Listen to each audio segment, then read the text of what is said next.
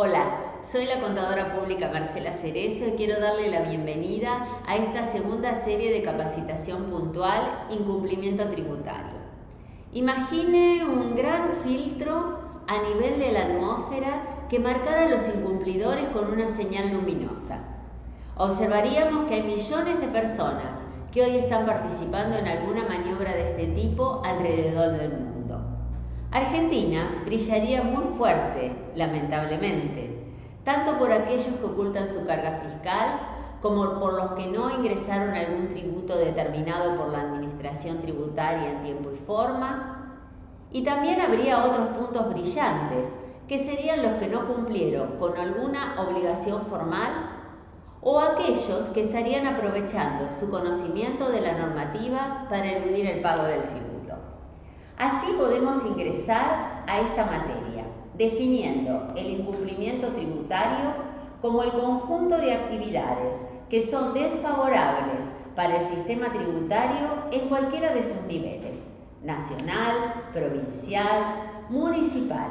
Y así vamos a hablar en este video de evasión, elusión, mora e incumplimiento formal. Vamos a definir a evasión como el conjunto de acciones que realizan los responsables del pago del tributo para ocultar la carga fiscal, violando disposiciones legales. Sus principales efectos son 4. Merman los ingresos públicos, condicionando el nivel de calidad de los servicios y las prestaciones sociales e incluso haciéndolos desaparecer. Impide desarrollar la política tributaria, obliga para mantener cierto equilibrio a aumentar la presión fiscal que soportan los contribuyentes cumplidores, implicando prácticas comerciales desleales, puesto que de otra forma no sería posible mantener el nivel del gasto público. O sea, genera una distribución desigual en la carga impositiva, que suele tener efectos sobre la eficiencia y la distribución del ingreso e indudablemente afecta la equidad horizontal. Por último, como cuarto efecto, produce un aumento en los costos de gestión que lleva adelante la Administración Tributaria, en adelante AT, al tener que encarar acciones diversificadas, complejas y por lo tanto con un alto valor agregado en su lucha contra las distintas formas que toma el fraude fiscal. Por otra parte, cuando usamos el término elusión, nos referimos a evitar el pago del tributo amparándose en refugios o resquicios legales no previstos por el legislador al momento de redactar la ley. No se viola la ley, de modo que no se produce ningún tipo de infracción. Por eso algunos autores la denominan evasión legal en contra de la anterior evasión ilegal. El uso de tecnicismos legales para no pagar impuestos no es jurídicamente reprochable, aun cuando moralmente y éticamente sí lo sea. La elusión tributaria es una consecuencia del principio de legalidad del tributo, ya que, como el impuesto debe venir establecido por ley, entonces no puede cobrarse un impuesto si la ley no lo ha establecido, lo que abre el flanco para aprovechar los puntos débiles que la ley ha dejado. A diferencia de la evasión tributaria, que por su carácter infraccional y delictivo puede perseguirse mediante una adecuada fiscalización o control, entre otras medidas, la persecución de la elusión tributaria se basa en la interpretación por vía administrativa o la modificación de la ley. La evasión viene mucho más determinada por el riesgo de ser descubierto y la magnitud de las sanciones aplicadas. La elusión está mucho más relacionada con la competencia y la oportunidad.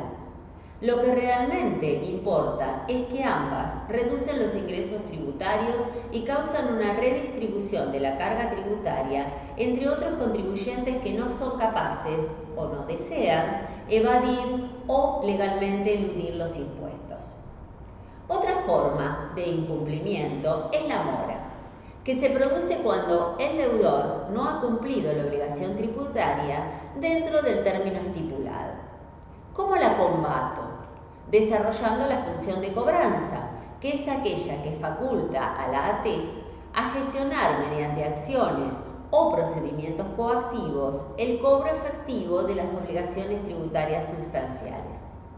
Estamos hablando de una obligación que puede tener diversos orígenes: determinación de oficio con vía recursiva agotada, multa con sumario concluido y en igual condición anterior, obligación principal declarada o determinada y sus intereses resarcitorios, entre otras varias.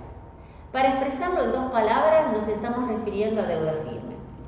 Me gustaría mencionar los dos factores que considero más relevantes y que inducen a la mora.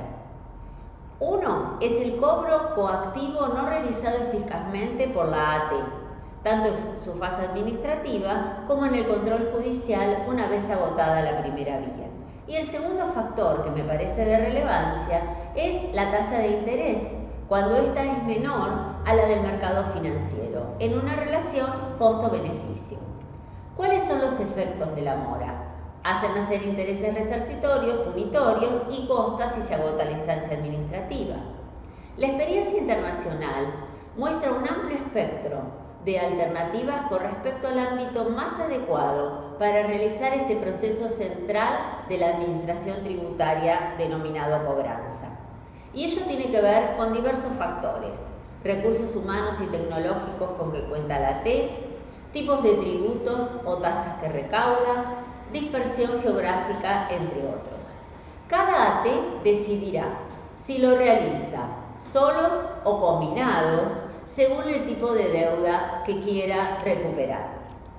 Por ejemplo, con personal propio o mandatarios, en este último caso con mandatos revocables o no, con o sin causa, y dentro de este último según sea la modalidad de su desempeño.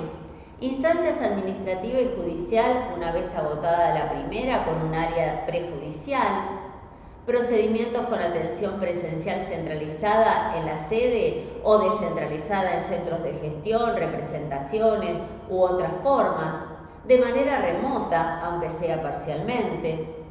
También decidirá si la liquidación de deudas y costas se puede realizar online o únicamente de una manera presencial, y si los procesos van a ser manuales o informatizados de una manera total con captura de datos online. Pero siempre lo que no podemos desconocer es que la AT no puede soslayar la responsabilidad de realizar controles de gestión eficaces para proteger el crédito tributario, aún más cuando ha decidido abordar alguna modalidad de tercerización.